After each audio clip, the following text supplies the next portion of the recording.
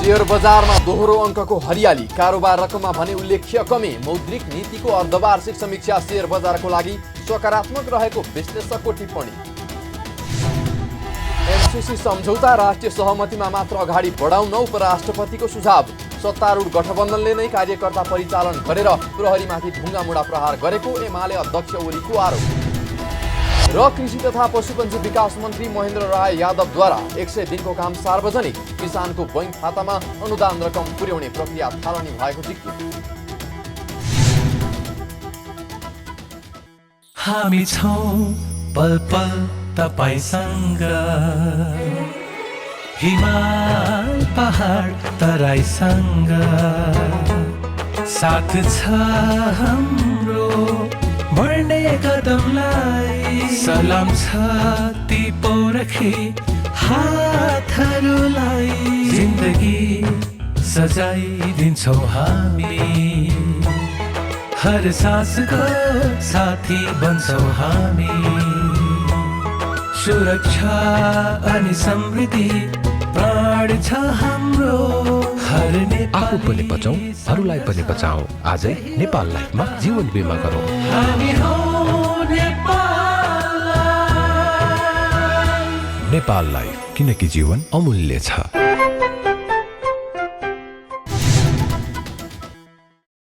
नमस्कार, कारोबार समाचारमा स्वागत छ। अब समाचार विस्तारमा। साताको दोस्रो दिन शेयर बजारमा हरियाली छाएको छ। अघिल्लो दिन 39.40 अङ्कले घटेको शेयर बजार मापन गर्ने नेप्से परिसूचक सोमबार 25.41 अङ्कले बढेर 2718.51 अङ्कमा उक्लिएको हो। यता क वर्गका कम्पनीहरूको कारोबार मापन गर्ने सेन्सेटिभ इन्डेक्स पनि अघिल्लो कारोबारको तुलनामा 1%ले हरियाली भएको छ। आज नेप्से परिसूचकमा दोहोरो अङ्कमा हरियाली देखिँदा कारोबार रकम र शेयर सङ्ख्या भने उल्लेख्य घटेको छ। दिनभर कुल 224 कम्पनीको जम्मा 49,92,000 किता शेयर 2,79,76,00,000 रुपैयाँ बराबरमा मात्रै कारोबार भएको छ।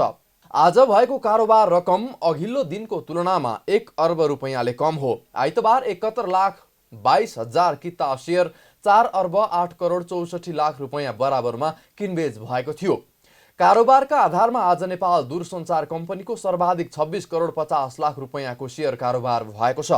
आज सबै समूहको परिसूचकमा हरियाली देखिएको छ। एमसीसी आइतबार टेबल हुँदा जलविद्युतले उत्साहजनक वृद्धि लिएको छ। जलविद्युत समूहको परिसूचक 2.24% बढेको छ। वित्त, होटल तथा पर्यटन लगानी र अन्य समूहको परिसूचक पनि 1%मा बढेको छ। वाणिज्य बैंक र उत्पादन तथा प्रशोधन समूहको परिसूचक पनि झण्डै 1%ले बढेको छ। बजार करिब 1%ले बढ्दा युनाइटेड इदी मध्य आरबीका लगानीकर्ताहरूले सबैभन्दा धेरै कमाएका छन्। कम्पनीको मूल्यमा आज पनि सकारात्मक सर्किट लागेको छ। यस्तै गुराँस लघुवित्तका लगानीकर्ताले 9.65% का दरले र नेपाल हाइड्रो डेभलपर्सका लगानीकर्ताले पनि 7.19%ले कमाएका छन्। शेयर बजार विश्लेषक अनिल राज भट्टराईले नेपाल राष्ट्र बैंकले मौद्रिक नीतिको अर्धवार्षिक समीक्षा शेयर बजारको लागि सकारात्मक रहेको बताउनु भएको छ। मौद्रिक नीतिको अर्धवार्षिक समीक्षाको विषयमा प्रतिक्रिया दिँदै शेयर बजार विश्लेषक भट्टराईले मौद्रिक नीतिको अर्धवार्षिक समीक्षा नेपाली शेयर बजारको लागि सकारात्मक रहेको बताउनु भएको हो। उहाँले शेयर बजारलाई मौद्रिक नीतिले कुनै पनि प्रभाव नपार्ने जिकिर गर्नुभयो। भट्टराईले अहिले दैनिक 5 देखि 6 अर्बको शेयर कारोबार भइरहेको र प्रत्यक्ष शेयर कर्जा मात्रै 87 अर्ब बढी पुगेको अवस्थामा शेयर कर्जा घटाएको कारण बजार बिग्रियो भन्नु समाचार मात्रै भएको टिप्पणी गर्नुभयो। उहाँले पछिल्लो समय छोटो समयमा धेरै कमाउने ढङ्गले नियोजित रूपमा शेयर बजारमा चलखेल गर्नको लागि मौद्रिक नीतिको असर भन्ने गरिएको बताउनुभयो। राष्ट्र बैंकले शेयर कर्जामा 4-12 को नीतिले लगानीकर्तालाई असर नगर्ने बताउनुभयो। शेयर कर्जा डाइरेक्ट दिएको कर्जा 87 अरब जति छ भने हाम्रो डेली कारोबार 5-6 अरबको कारोबार अहिले पनि छ। बिचमा त 20 अरबको कारोबार पनि थियो। 20 अरबको कारोबार हो भने 87 अरब 60-70 अरब चाहिँ लोन हुने। त्यसैको कारणले बिग्रियो भने तपाईँ 6 दिनको कारोबारले चाहिँ सम्पूर्ण लोन पुगेको छ। अनि त्यो लोनमा घटाएको कारणले गर्दा त्यो बिग्रियो। त्यो न्युज मात्रै हो, न्युजले मात्रै काम गरेर त्यो न्युज नियोजित हिसाबले चाहिँ त्यो सङ्गठित हिसाबले त्यो स्टक मार्केटमा खेल्नको लागि यसले असर गर्छ भने जम्मा 165 जना हो कि लगभग 500 जना जतिले चाहिँ तपाईको यो लोन लिएको छन्। 40 लाख मान्छेले चाहिँ नि लोन नलिएर कारोबार गर्दा उसलाई कहाँ असर पर्यो त? अनि त्यो त्यति प्लेयर जुन छ जसले बढीमा खेल खेलिरहेछन्, जसलाई बढी चाहिने फाइदा लिनु छ, ट्रेडर्सहरू जुन छ उनीहरूको चाहिँ हङ्गामाले गर्दा भयो, इन्भेस्टरलाई कसैलाई पनि असर परेको छैन। तर यता नेपाल पुँजी बजार लगानीकर्ता सङ्घकी अध्यक्ष राधा पोखरेलले राष्ट्र बैङ्कले मौद्रिक नीतिको समीक्षामा धितो कर्जामा 4/12 को सीमा लगाएर परिमार्जन नगर्नु सेयर बजारलाई हेर्ने दृष्टिकोण नै कुदृष्टि भएको बताउनुभयो। उहाँले सेयर धितो कर्जा लिँदा नै लगानीकर्ताले धितो मार्जिन राखेर कर्जा लिने गरेको बताउनुभयो। उहाँले अहिले सरकार एउटा पार्टीको, अर्थमन्त्री अर्को पार्टी र गभर्नर अर्को पार्टीको भएकाले सेयर बजारको लागि बन्ने नीति 1 हप्ता 1 महिना तथा दिनै पछि परिवर्तन हुने गरेकाले लगानीकर्ता मारमा परेको जिकिर पनि गर्नुभयो। अब बजारमा धेरै कुराले असर गर्छ हैन। पछिल्लो समय त राजनीतिक अवस्था यस्तो पनि छ, स्टेबल पोलिसी छैन, स्टेबल सरकार छैन हैन। यदि स्थायी सरकार हुने थियो भने, स्थिर सरकार हुने थियो भने केही विकास हुन्छ कि भन्ने पनि लगानीकर्ताको धारणा हुने थियो, त्यो पनि छैन। अब देशको अवस्था यस्तो छ, तरलता यति असहज छ कि अहिले अब यसै पनि चुनाव हुने भयो भने ढुकुटीमा थुप्रेको पैसाहरू त बाहिर निक्लिने थियो नि, त्यो पनि निक्लिन सक्ने अवस्था छैन। अब चुनाव हुन्छ भन्दै गर्दाखेरि एमसीसीको काण्ड आइरहेछ हैन। यसले गर्दाखेरि चाहिँ झन् आगोमाथि बलेको आगोमाथि घिउ थप्ने काम भइरहेछ। लगानीकर्ताको सेन्टिमेन्टमा बजार चल्छ, एकदम देश राम्रो भइरहेछ, सबै कुराहरू राम्रो छ भन्दै गर्दा सेयर बजार राम्रो हुँदै जान्छ। 4/12 को त क्याप छँदैछ, त्यो सँगसँगै अब हेर्नु ब्याजमा प्रतिस्पर्धा भइरहेछ हैन। कुनै मैले कतै लगेर फिक्समा पैसा राख्छु, एकदम राम्रोसँग मैले त्यसमा चाहिँ सेफ छ भने मैले सेयर बजारमा किन लगानी गर्ने त? नेपाल राष्ट्र बैङ्कले चालु आर्थिक वर्षको मौद्रिक नीतिको अर्धवार्षिक समीक्षा गर्दै कर्जा लगानीमा थप कडाई गरेको छ। राष्ट्र बैङ्कले समीक्षा मार्फत बैङ्क तथा वित्तीय संस्थाले प्रवाह गरेको ट्रस्ट रिसिट लगायतका आयात कर्जा, व्यक्तिगत कर्जा, सेयर धितो कर्जा, जग्गा प्लाटिङ सम्बन्धी रियल इस्टेट कर्जा, व्यक्तिगत हायर पर्चेज कर्जा तथा मार्जिन प्रकृतिको कर्जाको जोखिम भारमा पुनरावलोकन गर्ने नीति ल्याएको छ। मौद्रिक नीतिमा अन्तर बैङ्किङ ब्याज दरलाई विद्यमान 5%बाट 2%ले थप गरी 7% कायम गरिएको छ। ग्रिन लाइन सेन्टर प्रणालीका सञ्चालक अमित अग्रवाललाई प्रहरीले पक्राउ गरेको छ। 2 करोडको चेक बााउन्स भएपछि अग्रवाललाई प्रहरीले बैंकिङ कसुरको आरोपमा पक्राउ गरेको हो। व्यवसायी टङ्क शमशेर जबरा र सञ्जय अधिकारीले दिएको उजुरीका आधारमा अग्रवाललाई प्रहरीले पक्राउ गरेको हो। अग्रवालले व्यवसायी अधिकारीलाई दिएको 50 लाख रुपैयाँ र जबरालाई दिएको 1.5 करोडको चेक बााउन्स भएपछि प्रहरीले पक्राउ गरेको छ।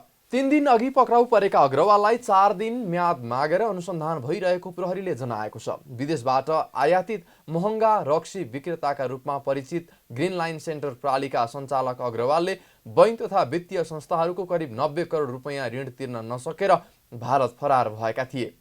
मिटर ब्याजमा लिएको पैसा तिर्न नसकेर फरार भएका अग्रवालले नेपाल फिर्ता भएसँगै पत्रकार सम्मेलन गरेर आफू ऋण तिर्न सक्ने अवस्थामा रहेको बताएका थिए। उपराष्ट्रपति नन्दबहादुर पुनले एमसीसी सम्झौताको सम्बन्धमा राष्ट्रिय सहमतिमा मात्र अगाडि बढाउनु पर्ने बताउनु भयो। सोमबार अन्तर्राष्ट्रिय मातृभाषा 2022 का उपलक्ष्यमा नेपाल प्रज्ञा प्रतिष्ठानले आयोजना गरेको मातृभाषा राष्ट्रिय कविता महोत्सव 2078 लाई सम्बोधन गर्दै उपराष्ट्रपति पुनले एमसीसी शब्द उच्चारण नगरी यसमा राष्ट्रिय सहमति आवश्यक रहेको धारणा राख्नु भएको हो। उहाँले देशमा राष्ट्रिय अन्तर्राष्ट्रिय विषयहरूमा मत भिन्नता प्रकट भइरहेको भन्दै दूरगामी महत्त्वको विषयमा राष्ट्रिय सहमति हुँदा राम्रो हुने बताउनुभयो। राष्ट्रिय सहमति नभएको अवस्थामा राजनीतिक द्वन्द्वको खतरा हुने उहाँले उल्लेख गर्नुभयो।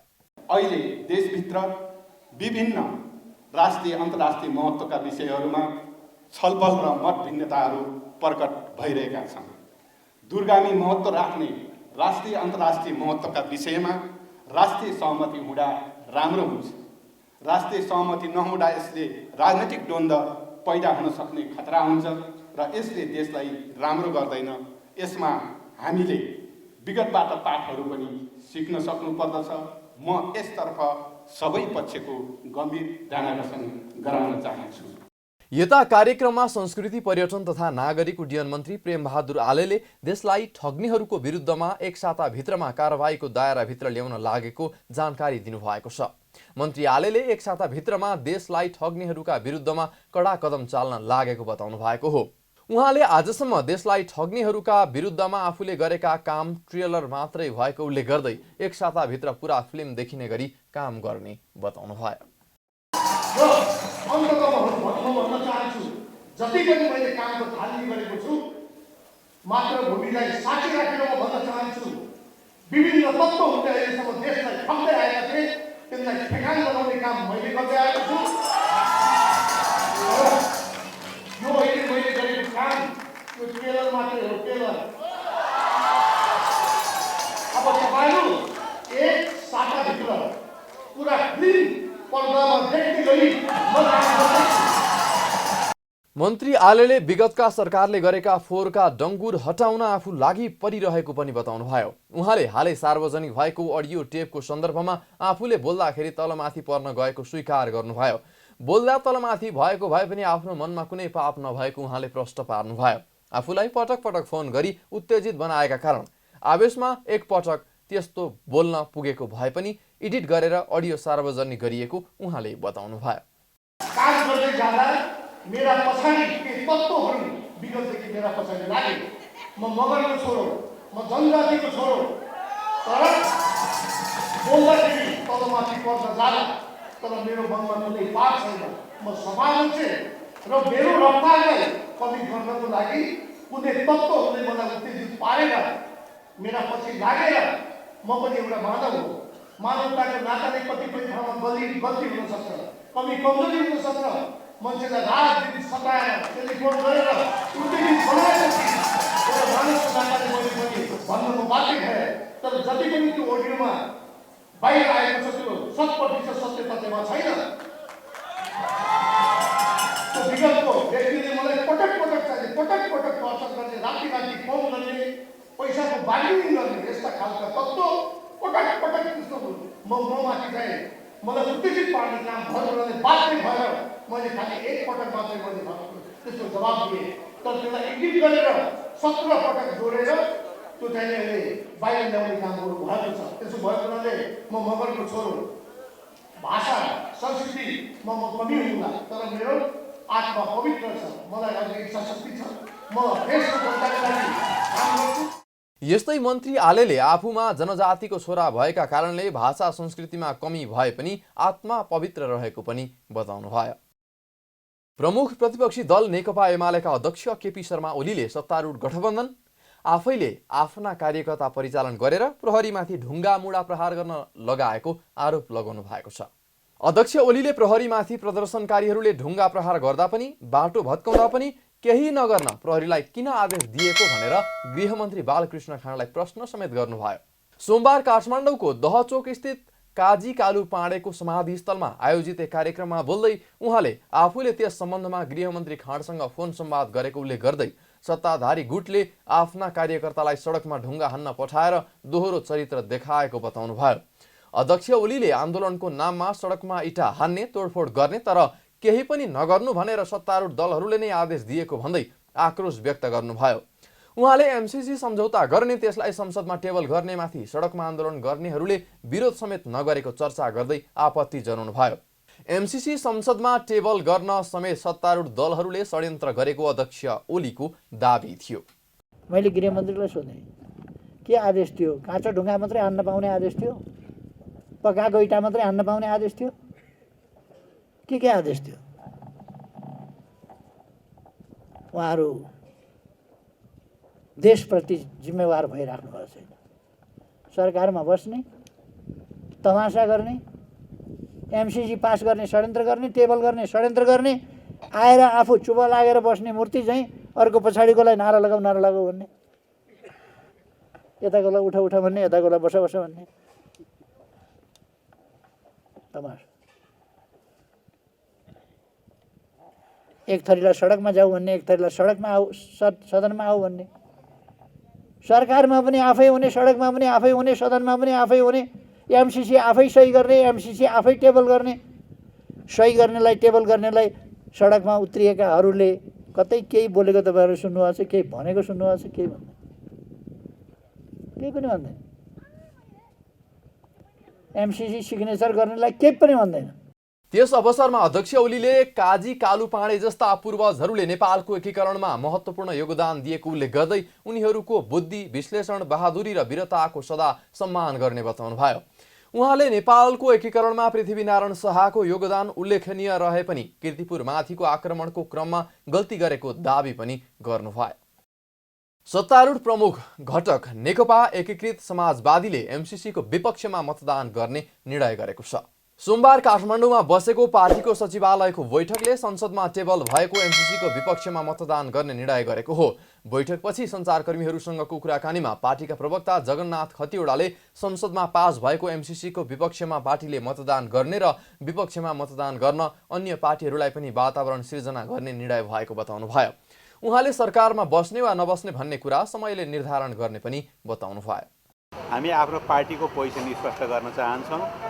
हिजो दर्ता गरिएको एमसीसीको प्रस्ताव जुन छ संसदमा, यसका विपक्षमा मतदान गर्ने र विपक्षमा मतदान गर्नको निम्ति वातावरण निर्माण गर्ने दुवै काममा हामी लाग्नेछौँ। यो सरकारमा बस्ने र बाहिर निक्लिने कुरा समयले निर्धारण गर्छ। एमसीसी पास गर्ने पक्षमा हाम्रो पार्टी लाग्दैन, यही कुरा बुझ्नु सबभन्दा राम्रो हो। प्रवक्ता खतिवडाले सरकारमा जानु पार्टीको राष्ट्रिय आवश्यकता भएको पनि बताउनुभयो। कृषि तथा पशुपन्छी विकास मन्त्री महेन्द्र राय यादवले 100 दिनको काम सार्वजनिक गर्नुभएको छ। सोमबार मन्त्रालयमा पत्रकार सम्मेलन गर्दै कृषि मन्त्री भएर 100 दिनमा कृषि क्षेत्रमा गरेका कामको बारेमा सार्वजनिक गर्नुभएको हो। 100 दिनको काम सार्वजनिक कार्यक्रममा बोल्दै कृषि मन्त्री यादवले मन्त्री भएको 100 दिनमा अघिल्लो सरकारको तुलनामा राम्रो काम गरेको बताउनुभयो। उहाँले किसानले बाली लगाउने बेलामा बिउको समस्या समाधान गर्ने काम गरेको बताउनुभयो। मन्त्री यादवले किसानले गहुँ लगाउने समयमा 500 क्विन्टल बिउ नपाएको अवस्थामा सरकारले समयमा नै बिउ उपलब्ध गराउने काम गरेको बताउनुभयो। उहाँले धानको उत्पादन र उत्पादन क्षेत्र वृद्धि गर्नु सरकारको दायित्व भएकाले त्यसको लागि काम गरिरहेको जानकारी दिनुभयो। नयाँ सरकार गठनपछि मल खोज्ने किसानलाई खाली हात नपठाएको दाबी गर्नुभयो। उहाँले सरकारसँग अहिले पनि गोदाममा मल मौजात रहेको जानकारी दिनुभयो। उहाँले अब सरकारले किसानको बैंक खाता तथा हात हातमा अनुदान रकम पुर्याउने प्रक्रिया थालनी गरेको बताउनुभयो। सरकारले किसानलाई कृषि अनुदान दिँदा अख्तियार तथा मुद्दा लाग्ने गरेकोले अनुदान रोकिएकोले किसानलाई सहुलियत दिने तयारी सरकारले गरेको बताउनुभयो। यसपालि मल खाद्यको जति राजनीतिकरण गरिएको जुन प्रकार भ्रमित कुरा गरेको, अहिले पनि हामीसँग 3-4 हजार मेट्रिक टन अहिले पनि युरिया मल छ, सबै गोदाममा छ, तर कम छ। जति किसानको माग त्यति दिन सकिएन, तर किसानलाई कहीँबाट फिर्ता पठाइएको छ। अनुदानको रकममा अघि पनि कुरा उठ्यो, अनुदानको रूपमा प्रदर्शन छैन। यसले हामी चाहन्छौँ अनुदानलाई कम गर्दै जाने, जुन किसानले काम गर्छ भने किसानको खातामा किसानको हातमा पुग्नु, बिचैमा हेर्ने किसानहरूको पुग्दैन। त्यस कारण कसरी पुर्याउने सवालमा पर्छ कि हामी यसमा गम्भीर छलफलमा छौँ। यसलाई अहिलेको त हामीले जस्तो यसबाट धेरै अनुदानहरू रोकेका छौँ, धेरै अनुदानहरूमा रोकेका छौँ, धेरै अख्तियारमा जान्छौँ, धेरै मुद्दा पर्छ। त्यस कारण अनुदान दिनुभन्दा पनि जन किसानलाई चाहिँ उसलाई सहुलियत रूपमा होइन सामग्री रूपमा। कृषि मन्त्रीले 100 दिनमा नीतिगत तथा कानुनी व्यवस्था, बाली वस्तुको धान, उखु, कफी, कच्चा दूधको मूल्य निर्धारण गरेको उल्लेख गर्नुभएको छ।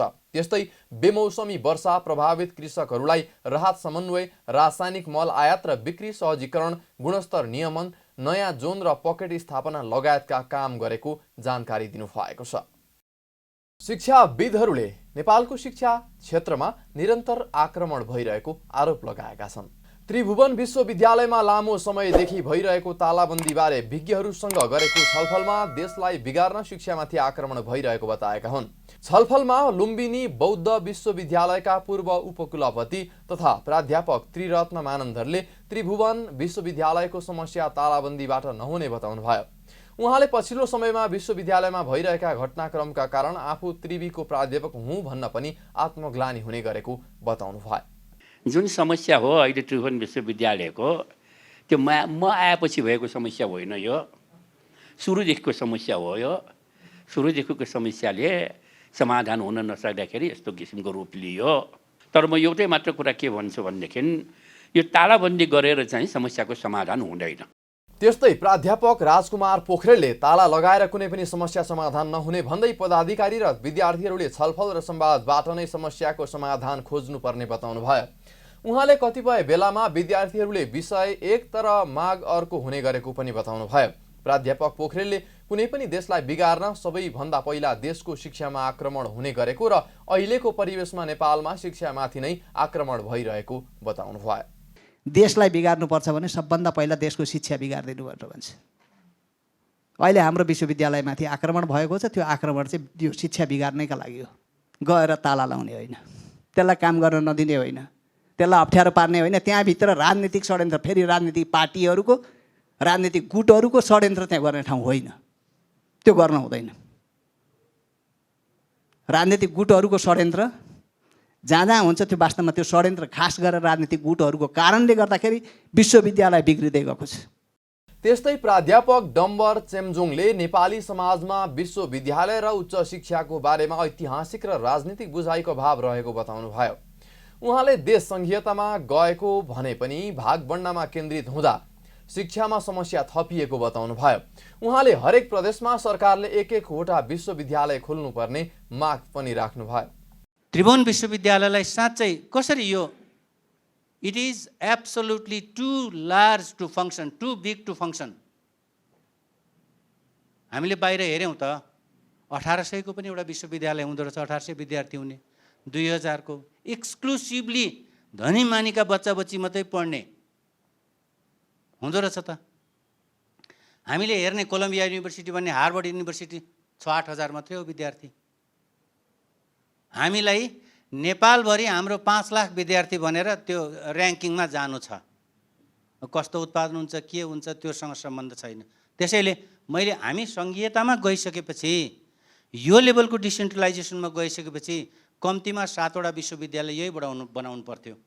हामी भागबण्डा खोज्ने बहुत धेरै मान्छेहरू छौँ। त्यसो हुँदा हामीले यो त्रिभुवन विश्वविद्यालयलाई कीर्तिपुरको पेरिफेरीको मात्रैलाई एउटा विश्वविद्यालय बनाएर अरू 7 वटा बनाइदिनु भयो भने त जाली झेली खान मन गर्नेलाई त त्यहाँ म्यानेज गर्न सकियो। छलफलमा प्राध्यापक विनोद जोशीले प्राध्यापकहरू विद्यार्थीहरूसँग डराएर हिँड्नुपर्ने बेला आएको भन्दै नागरिक समाजको ध्यान आकर्षण गराउनुभयो। त्यस्तो विश्वविद्यालयमा खडा छौँ जहाँ हामी प्राध्यापकहरू विद्यार्थीहरूबाट डराउनुपर्छ। हामी संसारको त्यस्तो विश्वविद्यालय हौँ अहिले। त्यसकारण नागरिक समाजले सोच्नुपर्ने यो सन्दर्भमा हो। सत्तारूढ दल नेपाली कङ्ग्रेस निकट विद्यार्थी सङ्गठन नेविसङ्घले विगत लामो समयदेखि शैक्षिक क्षेत्रमा सुधार गर्नुपर्ने माग गर्दै त्रिभुवन विश्वविद्यालयका उपकुलपतिको कार्यकक्षमा तालाबन्दी गर्दै आएको छ। सो विरोधमा त्रिभुवन विश्वविद्यालयका प्राध्यापकहरू आन्दोलनमा रहेका छन्। कारोबार समाचारमा अब सुन चाँदी र विदेशी विनिमय दर सम्बन्धी जानकारी।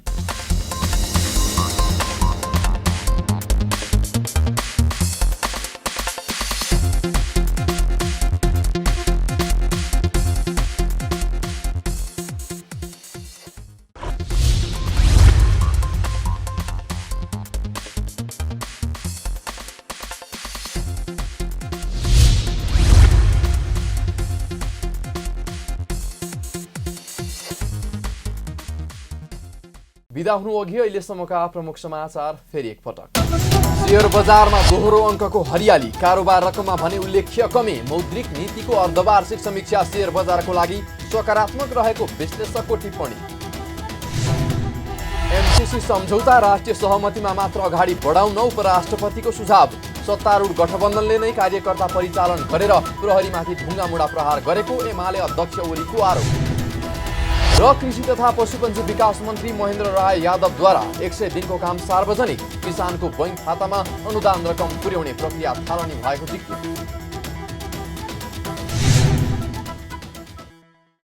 कारोबार समाचार सकियो। हामीलाई बिदा दिनुहोस्। नमस्कार।